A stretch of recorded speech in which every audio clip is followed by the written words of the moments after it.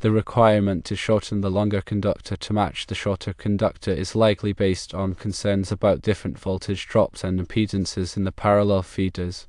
The percentage that was referred to is probably the percentage difference in length between the two conductors. The greater the percentage difference, the more significant the voltage drop and impedance differences will be. With parallel feeders, each conductor carries a portion of the total current. If the conductors have different lengths, the shorter conductor will have lower voltage drop and impedance. This can result in, firstly, an equal current distribution where more current will flow through the shorter conductor, potentially overloading it. Secondly, voltage imbalance. The shorter conductor will have a higher voltage at the distribution panel, leading to voltage imbalance between the phases. Thirdly, increased power loss. The longer conductor will have higher voltage drop, resulting in more power loss. There may be a specific limit on the percentage length difference allowed for parallel feeders. This threshold varies depending on the jurisdiction, but it is typically around 5 to 10%. The reasoning for allowing longer runs is that at these lengths, the voltage drop and impedance differences become less significant. The longer conductor needed to be shortened to equalize the length of the parallel feeders in order to minimize voltage drop and impedance differences. While a small difference in length may not have a significant impact, larger differences can affect the performance and safety of the electrical system. When dealing with parallel conductors, the goal is to ensure that each conductor carries its fair share of the total current and that voltage drop is consistent across all conductors. Differences in length, even seemingly small ones, can disrupt this balance and lead to various problems. Let's delve into the specifics of why this happens and how it can be mitigated. Firstly, consider the concept of impedance. Impedance is the total opposition that a circuit presents to alternating current, and it includes both resistance and reactance. Resistance is the opposition to current flow due to the material properties of the conductor. Reactance, on the other hand, is the opposition to current flow due to the inductance and capacitance of the conductor. Inductance arises from the magnetic field created around the conductor when current flows, and capacitance arises from the electric field between conductors. In parallel conductors, differences in length directly affect both resistance and reactance. A longer conductor has higher resistance simply because there is more material for the current to flow through. It also has higher inductive reactance because the longer length encloses a larger magnetic field. The effect of these impedance differences is unequal current distribution. Current always seeks the path of least impedance. Therefore, the shorter conductor with lower impedance will carry a larger portion of the total current compared to the longer conductor. This unequal distribution can lead to overloading of the shorter conductor, potentially exceeding its ampacity and causing it to overheat. Overheating can damage the insulation of the conductor, leading to short circuits, ground faults, and even fires. Furthermore, the longer conductor, carrying less current, may not be fully utilized, making the overall system less efficient. Another consequence of unequal current distribution is voltage imbalance. The voltage drop across a conductor is directly proportional to the current flowing through it and its impedance. Since the shorter conductor carries more current, it will experience a smaller voltage drop compared to the longer conductor. This difference in voltage drop creates a voltage imbalance between the parallel conductors at the distribution panel. Voltage imbalance can cause various problems for connected equipment. Motors, for example, may overheat and experience reduced lifespan due to the negative sequence currents generated by the imbalance. Sensitive electronic equipment may malfunction or be damaged by voltage fluctuations. In addition to overloading and voltage imbalance, differences in conductor length can also lead to increased power loss. Power loss in a conductor is proportional to the square of the current flowing through it and its resistance. The longer conductor, with its higher resistance, will dissipate more power as heat compared to the shorter conductor. This increased power loss reduces the overall efficiency of the electrical system and wastes energy. The authority having jurisdiction, also known as the AHJ, typically sets limits on the allowable length difference between parallel conductors to prevent these issues. These limits are often expressed as a percentage of the total length. A common threshold is around 5 to 10%. For example, If the intended conductor length is 100 feet, a 5% tolerance would allow a maximum length difference of 5 feet. The AHA decision to allow larger length differences for longer runs is based on the principle of diminishing returns. As the conductor length increases, the impact of a small length difference on voltage drop and impedance becomes less significant. For instance, a 6-inch difference in length between two 10-foot conductors represents a 5% difference. However, a 6-inch difference between two 200-foot conductors represents only a 0.25% difference. The smaller a percentage difference in the longer run has a much less pronounced effect on current distribution, voltage balance, and power loss. To ensure proper installation of parallel conductors, several best practices should be followed. Firstly, always consult the relevant electrical codes and standards, such as the National Electrical Code, also known as the NEC, for specific requirements and guidelines. These codes provide detailed information on conductor sizing, ampacity, insulation types, and installation methods. Secondly, carefully plan the conductor routing to minimize length differences. Whenever possible, run the conductors along the same path and avoid unnecessary bends or obstacles.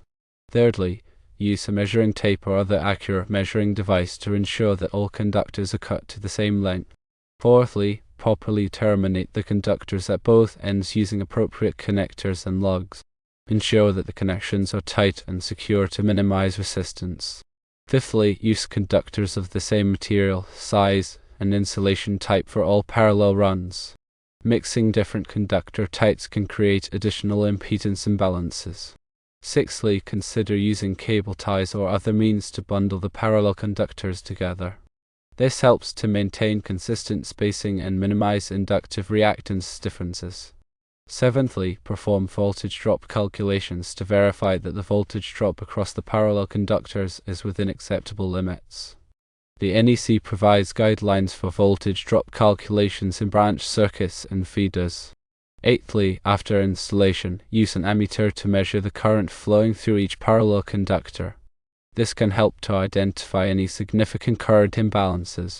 If necessary, make adjustments to the conductor lengths or connections to equalize the current distribution. Remember that the principles discussed here apply not only to the specific scenario, but also to any application involving parallel conductors. Whether it's a service entrance, a feeder circuit, or a branch circuit, maintaining balanced impedance is essential for safe and efficient operation. Ignoring these principles can lead to a range of problems, including equipment failure, fire hazards, and wasted energy. Therefore, it is crucial to understand the underlying concepts and follow best practices when working with parallel conductors. The role of the authority having jurisdiction is paramount in ensuring electrical safety and code compliance. The AHA is responsible for interpreting and enforcing electrical codes and standards in a given jurisdiction. They have the authority to inspect electrical installations, identify deficiencies, and require corrective actions. In this specific scenario, the AHA insistence on shortening the longer conductor demonstrates their commitment to ensuring that the parallel conductors are properly installed and that the electrical system operates safely and efficiently. Their decision was based on sound engineering principles and a thorough understanding of the potential consequences of unequal conductor length. While the AHA may not have provided a detailed explanation of their reasoning, their actions were ultimately in the best interest of safety and performance. It is important to cooperate with the AHA and to address any concerns they may have in a timely and professional manner. By working together, electrical professionals and AHA can ensure that electrical installations meet the highest standards of safety and quality.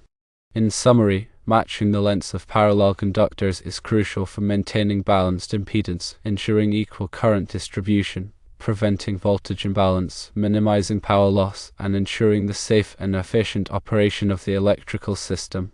Always follow the relevant electrical codes and standards, use best practices for installation, and cooperate with the AHA to ensure code compliance. By doing so, you can avoid the potential problems associated with unequal conductor lengths and create a reliable and safe electrical system. Let's consider some additional factors that can influence the performance of parallel conductor installations. Temperature is a key consideration as conductor resistance varies with temperature. As the temperature of a conductor increases, its resistance also increases. This means that if one of the parallel conductors is exposed to a higher temperature than the others, it will have a higher resistance and carry less current. This can exacerbate the problems associated with unequal current distribution. To mitigate the effects of temperature variations, it is important to ensure that all parallel conductors are exposed to the same ambient temperature. Avoid running conductors near heat sources or in areas with poor ventilation. Conductor spacing is another factor that can affect impedance. The closer the conductors are spaced, the lower the inductive reactance. This is because the magnetic fields created by the conductors tend to cancel each other out when they are close together. Conversely, the farther apart the conductors are spaced, the higher the inductive reactance. In parallel conductor installations, it is generally desirable to keep the conductors as close together as possible to minimize inductive reactance. However, there is a limit to how close the conductors can be spaced, as they must be adequately insulated to prevent short circuits.